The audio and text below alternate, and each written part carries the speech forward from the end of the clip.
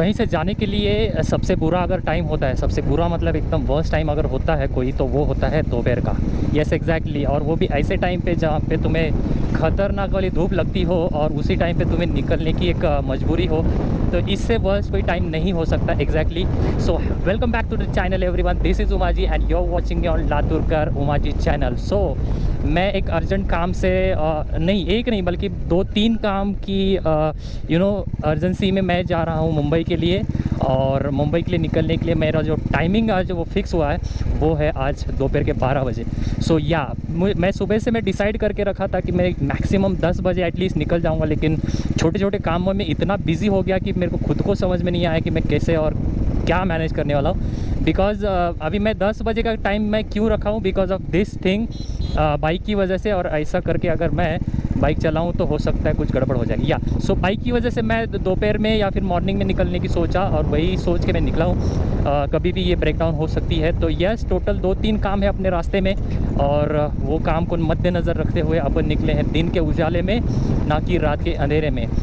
सो अभी मैं सीधा यहाँ से, अभी मैं हूँ उदयपुर के आसपास, यहाँ से 2 किलोमीटर पे उदयपुर है गाँव। घर से अभी मैं निकला खाना वाना खा के, दोपहर के 12 बजे मेरा एक बाइक सेट करके हो गया था। तो मम्मी ने बोला कि 12 बजे मत निकल, 5 मिनट रुक जा। तो मैं 5 मिनट और रुक गया और मैं फायनली अभी निकल चुका हूँ। सो दूर आलेलो आहे आणि मी माझी मेन गोष्ट म्हणजे आज टाकी फुल करून घेतली आहे। सो आता मेन माझे 2 कामं आहेत। इथून जाऊन मला सोलापूरला एक स्टॉप घ्यायचं, तिथे एक रिलेटिव्ज आहेत, स्पेशल रिलेटिव्ज आहेत, त्यांना मला तिथून भेटायचं आहे। आणि तिथून जवळपास मॅक्सिमम अर्धा ते 45 मिनिट्समध्ये तिथून मला निघून डायरेक्ट मला पुण्याचा प्लॅन करायचा आहे। बिकॉज तिथपर्यंत पोहोचल्यानंतर मला मुंबईचा प्लॅन कसा करता येईल ते अरेंजमेंट करायचं आहे। जर मी 6 ते 7पर्यंत जरी पुण्यामध्ये पोहोचलो, because right now it is 12:54 दिसत नसेल, बिकॉज मी याचा हे जे आहे ना, हा लाईट जी आहे ना थोडी डीम करून ठेवली, बिकॉज बॅटरी ऑटोमॅटिकली खूप ड्रेन होते आणि याच्यामध्ये 2-3 लाईन पण आल्यात। सो मोबाईल ऑलमोस्ट 7 सोडत आहे। सो यू कॅन सी हे लाईन्स आल्यात मोबाईलमध्ये। हे अचानक आले, ते मला कळलं नाही याचा रिझन काय आहे। आता मी सगळ्यांना विचारतो आहे किंवा जिथे पण इन्क्वायरी करतो त्याच्या मागे फक्त एकच रिझन सांगतात की मोबाईल जो आहे कदाचित तिथून असा दबला गेला असेल, त्यामुळे हे लाईन्स आलेले असतील। But what ever it is, ह्याला तर मी काय नीट करणार नाही। सो प्लॅन आहे, फर्स्ट जे काम आहे ते ऑफिसचंच काम आहे, खास कामासाठी मी ऑफिसच्या चाललो आहे। सेकंड काम जे आहे ते स्पेशली बाईकचं काम आहे। आणि तिसरं जे काम आहे ते तर खूपच इम्पॉर्टंट काम आहे, जे की आपली नेक्स्ट ट्रिप म्हणता येईल। मी बाईकवर नाही करत आहे, एक सरप्राईज आहे। सरप्राईज म्हणजे असं सरप्राईज आहे की त्या जागेवर मी ऑलरेडी जाऊन आलो आहे। लास्ट इयरला मी ॲक्च्युली कोविडच्या मध्येच मी त्या ठिकाणी जाऊन आलेलो, त्याचा व्लॉग मी इथे तुम्हाला इथे कुठेतरी मी दाखवेल। So you can go and check it out. But त्या अगोदर हा व्लॉग मला तुम्हाला सांगायचं होतं की हे जवळपास लास्ट व्लॉगनंतर मी जवळपास खूप मोठा ब्रेक घेऊन मी हा परत एक व्लॉग टाकतो आहे। आय नो खूप असा वेळ लागतो एक व्लॉग टाकायला, कुठेतरी बाहेर निघेल त्याच्याशिवाय मला व्लॉग करायला वेळ नाही भेटत। बट जेव्हा पण जसं पण बनतं आहे मला त्यावेळेस मी लेट हो गया यार। मैं सोच रहा था कहीं 1 घंटा मैक्सिमम रुक सकता हूँ, यहाँ पे रुक लूँगा, लेकिन क्या करे, मेहमान ही कुछ खास थे तो यहाँ पे रुकना पड़ा। अभी मुझे जाना है राइट, वो है सोलापुर का जहाँ से ये मुंबई के लिए रास्ता है, लेकिन यहाँ पे मुझे कोई डिवाइडर दिख नहीं रहा है। तो कोशिश मैं करता हूँ कि यहाँ से नहीं बल्कि यहाँ से चला जाता हूँ। फिर ये वाला रास्ता है सीधा जाता है मेरे घर के लिए, उमरगा साइड के लिए लेफ़्ट में जाता है, अक्कलकोट के लिए राइट साइड में जाता है, और जो यू टर्न मार के मुझे जाना है तो वो है मुंबई पुणे के लिए। तो यहाँ से हम लोग कोशिश करेंगे कि डिवाइडर यहीं पे नहीं, एंड तक जाना ही पड़ेगा। सो लेट्स सी, अभी मुझे प्लान में थोड़ा चेंज करना पड़ेगा, बिकॉज यहीं पे अगर 4 बज रहा है, या लेट्स सी 4:22, गॉड अभी पूरा प्लान में चेंज करना पड़ेगा, बिकॉज अभी पुणे पहुंचने के लिए ही मुझे 7 to 8 7-8 बज सकता है। और ये तू क्या कर रहा भाई, लेट मी गो। तो 7-8 तो वहीं बजेगा, तो वहीं पे मुझे स्टे करना पड़ेगा, और उसके अलावा कोई प्लान बना नहीं सकता। अभी मैं जाने के लिए मैं कंटिन्यू भी कर सकता हूँ, क्योंकि पुणे से हालांकि 3 घंटा लगेगा, 3-3.5 घंटा मुझे मुंबई पहुंचने के लिए। बट ये रिस्क मैं इस सिचुएशन में लेना नहीं चाहता, इसके लिए मैं अभी प्लान करूँगा कि रात को ही मैं उधर पहुंच जाऊं और पुणे में ही स्टे कर लूँ। चलो सीधा मिलते हैं अभी पुणे में। यहाँ से अभी मुझे ज़्यादा भगाना पड़ेगा, बिकॉज अपने पास टाइम की बहुत कमी है। See you in Pune, stay tuned.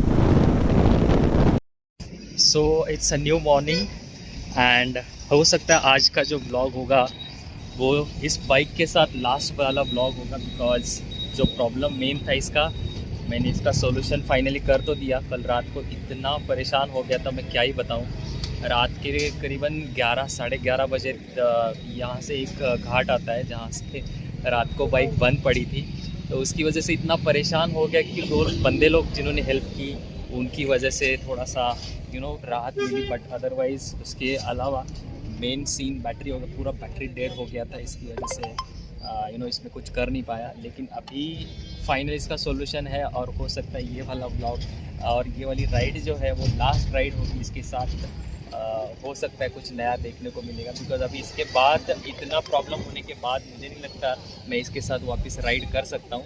सो फ़िलहाल मैंने सिर्फ बैटरी चेंज की है। तो अभी अगला जो ब्लॉग होगा और जो भी राइड होगी वो न्यू बाइक पे ही होगी फॉर श्योर। मैं इस पर तो कभी अभी राइड करने की सोचूंगा। इट्स 4:40 इन दी आफ्टरनून और मैं निकल चुका हूँ पुणे से मुंबई के लिए। कल रात देर रात तक बहुत सारे प्रॉब्लम्स हो गए बाइक को लेके। Somehow I managed it. Actually बहुत गंदा इशू हो गया इसका और उसी को ठीक करते करते मेरे को बहुत लेट हो गया और कोई व्लॉग नहीं किया मैंने। फिर मेरी सिस्टर के इधर रुका था तो मैंने वहीं पे रुक के फिर अर्ली मॉर्निंग जाके वापस इस चीज़ को मैंने ठीक किया है। एक्चुअली पूरा बैटरी डाउन हो गया था, इसके लिए मुझे कुछ करने का मौका ही नहीं मिला। फिर अर्ली मॉर्निंग उठ के फिर वही चीज़ हो गई, तो मेरा दिमाग वैसे भी ख़राब हो गया था। तो समहाउ किया है मैंने। अभी देखते हैं कि अभी यहाँ से 178 किलोमीटर मुंबई दिखा रहा है। इसी के अंदर कोई प्रॉब्लम नहीं होना चाहिए, स्मूथली यहाँ से निकल जाए तो बस मज़ा आ जाएगा। प्रॉब्लम सिर्फ इतना है कि घाट में बंद हो जाएगा ना तो दिमाग ख़राब हो जाता है, बस और कुछ नहीं है। और ऐसी जगह पे जहाँ पे कोई ऑप्शन नहीं अवेलेबल है तो और थोड़ा सा डर लगता है, फिर बुरा लगता है। So hope for the best. अभी देखता हूँ मैं कोई यहाँ पे एक स्टॉप लेने की कोशिश करता हूँ, क्योंकि मैं चाहता नहीं कि इसको एक ही गो में मैं करूँ, इसको दो में डिवाइड कर लेता हूँ। सो हो सकता है 100 तो नहीं, 70-78 है तो 70-80 किलोमीटर या फिर 90 किलोमीटर के बाद का कोई एक स्टॉप ले लूँगा मैं और उसके बाद फिर से कंटिन्यू करके सीधा मैं मेरे दोस्त के इधर जा रहा हूँ बदलापुर में। सो कहीं रुकने के बाद मिलते हैं। अभी तो अच्छा वाला घाट निकल गया है, स्मूथली तो निकल गया। अभी आगे वाले 2-4 ऐसे ही पूरा लोनावाला ऐसे ही निकल जाए इजीली तो बस मज़ा आ जाएगा। चलो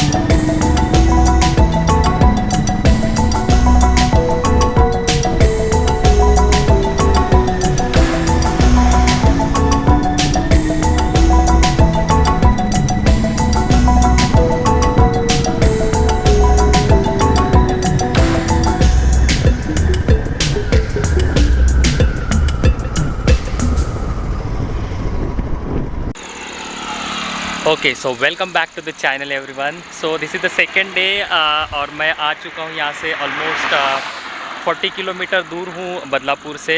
और मेरे साइड में कुछ ऐसा व्यू दिख रहा है, इसके लिए मैंने यहाँ पे रुक के ब्लॉग बनाने की सोचा हूँ। और उसी के साथ साथ मैं कुछ इशू हो गया था बाइक के साथ, वो भी मैं आपको आज बताने वाला हूँ।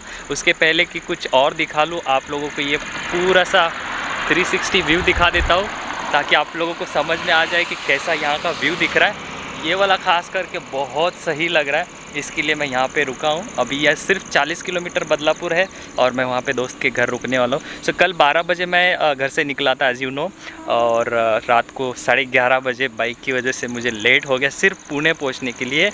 और 2-3 स्टॉप लिए तो थे, लेकिन फिर भी उसमें प्रॉब्लम आया सिर्फ बाइक की वजह से। 2-3 घंटे का एक्स्ट्रा टाइम इसी ने लिया है।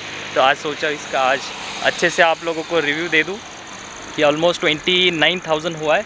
आप लोगों को मैं दिखा देता हूं। सी 29,000 अब तक चली है।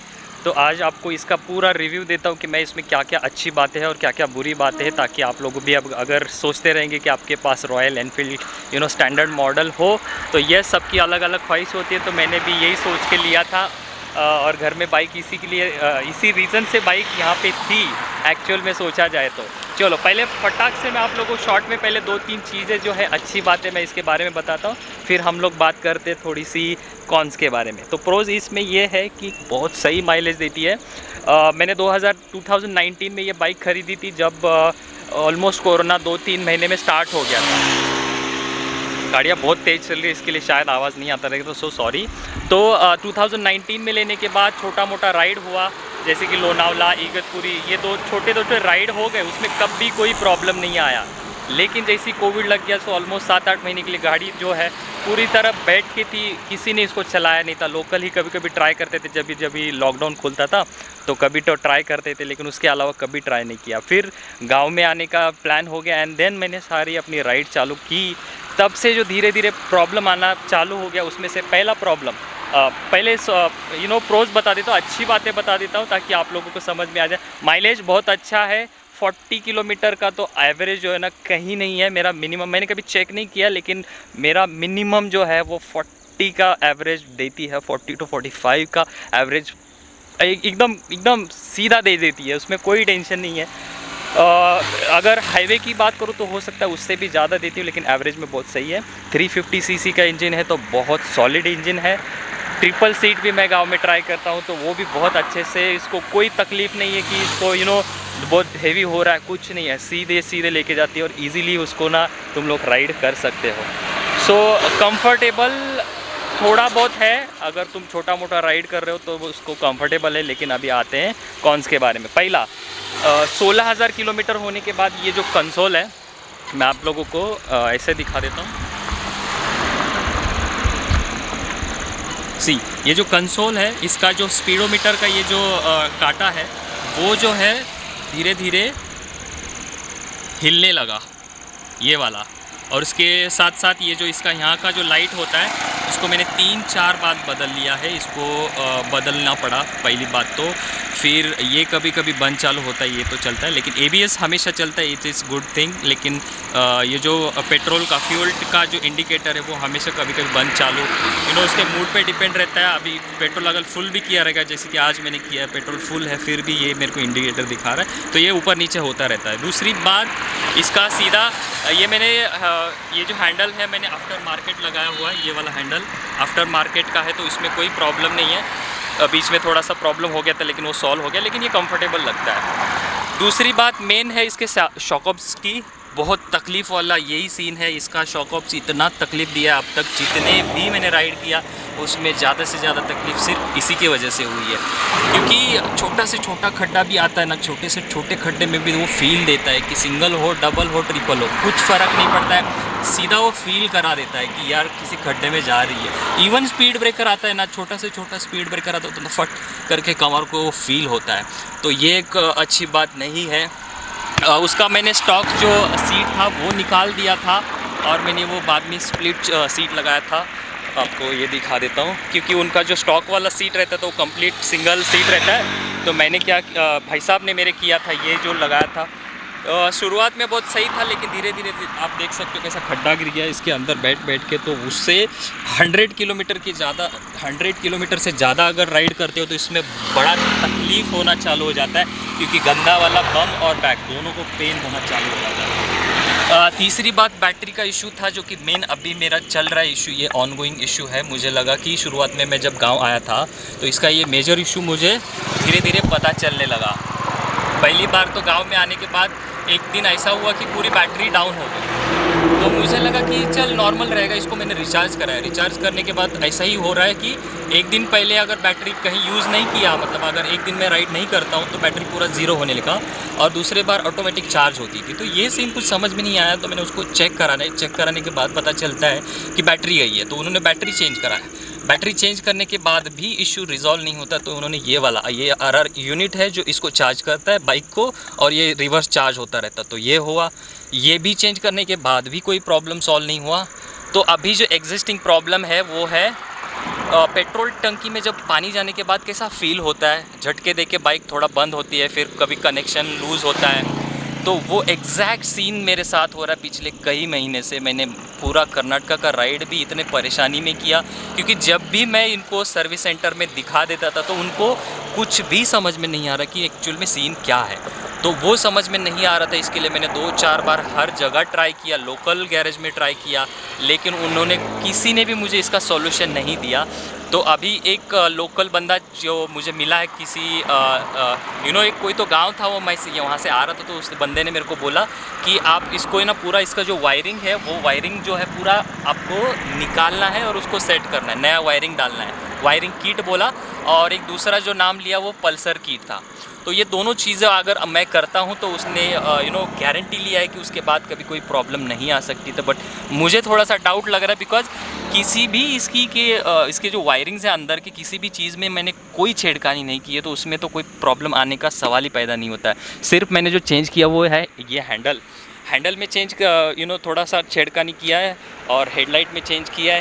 तो उसकी वजह से ये पूरा, अगर यहाँ पे कोई प्रॉब्लम आता है तो मुझे नहीं लगता कोई तो इशू जो हुआ है वो वायरिंग की वजह से हुआ है। तो ये देखते हैं, एग्जिस्टिंग इशू है, अभी भी वो चल रहा है, देखते हैं वो कब चालू हो जाता है। अगली बात है ये वाली हेलोजन लाइट का। ये हेलोजन लाइट इतनी बकवास है कि कभी कभी लगता है ना कि ये लाइट जो है वो कोई एक्टिवा, कोई 100 cc वाली कोई गाड़ी होती ना तो उससे भी कम इसका लाइट दे देती थी। कभी कभी तो मोबाइल से मैंने ट्राई किया है, तो मोबाइल का भी बैटरी कभी कभी लगता है कि इससे ज़्यादा चलता होगा लाइट, लेकिन ये बहुत ही घटिया किस्म का लाइट है जो कि कोई यूज़ का नहीं है। मैंने बीच में LED लगाया था, लेकिन LED की वजह से बैटरी पे प्रेशर आ रहा था, इसके लिए मुझे बैटरी भी चेंज करना पड़ा। तो वो ओवरऑल होके मैंने ये LED निकाल दिया। नेक्स्ट है इसका हॉर्न कुछ दिन तक चला, 18-20 किलोमीटर आने के बाद हॉर्न भी धीरे धीरे कम बजना चालू हो गया। एक अच्छी बात आपको बताना रह गया, इसमें से ये है ये वाला ब्रेक, जो कि मुझे बहुत सही लगा। ये एक्चुअल में BS6 है और इसमें ABS है। तो ये वाला सीन बहुत अच्छा है कि इसके साथ ये पीछे वाला जो है वो ड्रम ब्रेक है और आगे वाला ABS है, जिसमें ग्रिप अच्छा मिलता है। और जब भी मैं ब्रेक दबाता हूँ तो मैं दोनों एक साथ दबा देता हूँ ताकि कोई हादसा ना हो जाए, और उसकी वजह से बहुत कंफर्टेबल राइड हो जाती है। दोनों ब्रेक अगर अलग अलग हो तो मुझे लगा कि ये वाला सीन बहुत सही है। दोनों ABS होते तो शायद ही मुझे पता नहीं चलता कि कौन सा ब्रेक अच्छा है और कौन सा ख़राब है, लेकिन इसमें ये ABS होना उतना ही अच्छा है, क्योंकि मैं जब भी चलाता हूँ तो इसको मैं हमेशा यूज़ करता हूँ, तो पता चलता है कि ये भी अच्छे से काम कर रहा है। और ये वाला भी ब्रेक मुझे बहुत सही लगता है। जब भी मैं राइड करता हूँ तो दोनों ब्रेक, कोई भी लंबा राइड हो रहा है ना तो मैं दोनों ब्रेक चेक कर लेता हूँ कि कौन सा ब्रेक जब भी मैं लगाऊँ ब्रेक तो वो अच्छे से लगे। ये नेक्स्ट है, मैंने साइलेंसर चेंज किया है। ये जो एग्जॉस्ट है ये मैंने आफ्टर मार्केट लगाया हुआ है, जो कि आवाज़ हर किसी को रॉयल एनफील्ड होने के बाद ऐसा लगता है ना कि ये कोई तो आवाज़ हो तो तभी लगे कि ये रॉयल एनफील्ड है, क्योंकि इसका जो स्टॉक वाला साइलेंसर था तो वो थोड़ा सा अच्छा नहीं था, तो वो आवाज़ नहीं करता था। बेसिकली BS6 था, इसके लिए उसमें आवाज़ नहीं करता था। तो ये वाला लगाने के बाद थोड़ा सा वो आवाज़ आ जाता है। ये थी ओवरऑल चीज़ें। बाकी तो इंजन बहुत सॉलिड है, इंजन में कोई प्रॉब्लम नहीं, अभी तक तो मैंने कोई इशू फेस नहीं किया। लेकिन छोटी छोटी चीज़ें जो है ना बहुत इरिटेट करती है, ख़ास करके जब कोई तुम राइड पे हो, स्पेशली वो नाइट में हो। जैसे कि मैंने कल रात को जो मैंने एक्सपीरियंस किया वो मैं बता नहीं सकता, इतना गंदा एक्सपीरियंस। सिर्फ मुझे मुंबई से पुणे आने के लिए, एक सेकेंड ना, मुझे सिर्फ मुंबई से पुणे आने के लिए लगते हैं 12 घंटे। Can you imagine? 12 घंटे में मेरा सिर्फ 3 घंटे का ब्रेक था। अगर वो ब्रेक मैं निकाल देता हूँ तो मुझे सिर्फ पुणे आने के लिए इतना समय लगना, 9 घंटा लगना, इट इज़ वेरी डिफ़िकल्ट। मतलब वो होता ही नहीं है। तो ये सिर्फ हुआ है बाइक की वजह से, तो जो कि मुझे बहुत मैं बहुत अपसेट था इस चीज़ को लेके। अब तक मैं अच्छे से चला रहा था, इसको कभी लगा नहीं कि अभी इतने सालों बाद कोई इशू होगा, लेकिन होता है। लेकिन ये टाइम पे होना मेरा एक्सपेक्टेशन नहीं था, बिकॉज जस्ट 29,000 किलोमीटर जो है वो अब तक राइड हो चुकी है। अभी भी अगर 20,000 किलोमीटर चल जाती तब समझ में आता कि ऐसा कुछ इशू होता तो। बट लेकिन ड्रॉबैक थोड़े से छोटे छोटे हैं, लेकिन वो मेजर है, क्योंकि लाइट और बैटरी, इसी की वजह से तुम्हारा राइड आगे पॉसिबल होता है। अगर ये नहीं है तो कुछ नहीं है। तो कभी कभी ब्रेक नहीं हो, कम ज़्यादा लगता है तो उसमें भी चल जाता है। लेकिन हेडलाइट नहीं है, रात में तुम ड्राइव नहीं कर पाओगे, बैटरी नहीं है तो तुम तो कुछ राइड कर ही नहीं पाओगे। तो ये मेन चीज़ें हैं। और कभी कभी ये जो मेरा एग्जिस्टिंग प्रॉब्लम है वो तो सॉल्व होने का कोई सवाल ही नहीं आ रहा है, क्योंकि जितने भी मैंने सर्विस सेंटर में दिखाया तो किसी को डिटेक्ट नहीं हो रहा है वो प्रॉब्लम की एक्चुअल में इसको सॉल्यूशन क्या देना है। तो सिर्फ लोकल वाले ने, जैसे मैंने बताया, लोकल वाले ने वो मुझे सॉल्यूशन दिया है कि पूरा वायरिंग किट और पल्सर किट ये चेंज करूँगा तो हो सकता है मुझे सॉल्यूशन मिल जाएगा। लेकिन मैं उस चक्कर में पड़ने वाला हूँ नहीं, अभी इसका कुछ तो अलग ही जुगाड़ निकालना पड़ेगा। अगर आपको ये इन्फॉर्मेशन थोड़ी बहुत अच्छी लगी, कुछ आपके यूज़फुल रही होगी तो हिट करो लाइक बटन, शेयर करो तो हिट करो लाइक बटन और शेयर करो अपने दोस्तों के साथ भी, तो पता चले कि ये जो मशीन है ये पावरफुल मशीन ज़रूर है, लेकिन इसमें थोड़े से ड्रॉबैक ज़रूर है जो कि अच्छे नहीं लगते, खास करके ऐसी बाइक हो। इसको 2019 में मैंने बता तो दिया, लेकिन इसको मैंने ख़रीदा था 180 में, 1.80 में ख़रीदा था, तभी उसका ये प्राइस था। अभी मुझे करंट इसका प्राइस बिल्कुल नहीं पता, लेकिन अभी इसका कुछ तो सॉल्यूशन तगड़ा निकलने वाला है। तो अगले ब्लॉग में कुछ अच्छा ही दिखने को मिलेगा। अभी तो कोई राइड होने वाली नहीं है, जब मैं वापस जाऊंगा तो इसका किसी सॉल्यूशन के साथ जाऊंगा, उसके लिए आपको वेट करना है। इसमें कोई तो एक सस्पेंस है, तो आप लोग को नेक्स्ट ब्लॉग में तो नहीं, अभी मैं बता देता हूँ कि नेक्स्ट व्लॉग अलग होने वाला है। तो वो नेक्स्ट व्लॉग में ही पता चलेगा कि वो क्या है, क्योंकि आज मैं ये सिर्फ कवर करना चाहता था कि मैंने कैसे राइड ख़त्म की, क्या क्या परेशानी हुई, और ये खास करके ये रिव्यू आप लोगों को देना था। तो बस उतना देने के बाद मैं आज सोच रहा हूँ यहीं पे व्लॉग एंड कर लूँ। लेकिन आप लोगों को एक बात बताना रहेगी, वो जो टायर्स है, बाइक के जो टायर्स है 30,000 किलोमीटर चलने के लायक है। सीएट के टायर थे, जो स्टॉक टायर थे, उसमें अभी तक मुझे कोई ऐसा परेशानी नहीं आया कि टायर की वजह से या फिर कोई बटन गया हो, घिस गया हो, ऐसा कुछ नहीं हुआ। अभी भी टायर 100-200 किलोमीटर फॉर श्योर चल सकते हैं, लेकिन इतना मैं रुकूंगा नहीं, इसका अलग से सॉल्यूशन निकालने वाला हूँ, तो वो जल्दी आप लोगों को बता दूंगा। लेकिन फ़िलहाल के लिए इतना ही रखता हूँ। चलो, अभी मैं सिर्फ 40 किलोमीटर अवे हूँ, मैं दोस्त के घर रुकूंगा, और फिर कल से 4 दिन, मुझे 4-5 दिन ऑफिस का काम है, और उसके बाद जो ब्लॉग आएगा वो अच्छा वाला होगा, और उसके बाद जो सॉल्यूशन निकलना है उसके लिए तुम लोग भी वेट करो, और मैं भी तो बहुत बेसब्री से इंतज़ार कर रहा हूँ। तो मिलते हैं अगले ब्लॉग में, ऐसे ही एक अलग से ब्लॉग में। तो thank you so much guys for watching this video. अगर नए हो चैनल पे तो लाइक करो, शेयर करो एंड सब्सक्राइब करना मत भूलना। See you in next blog, bye bye.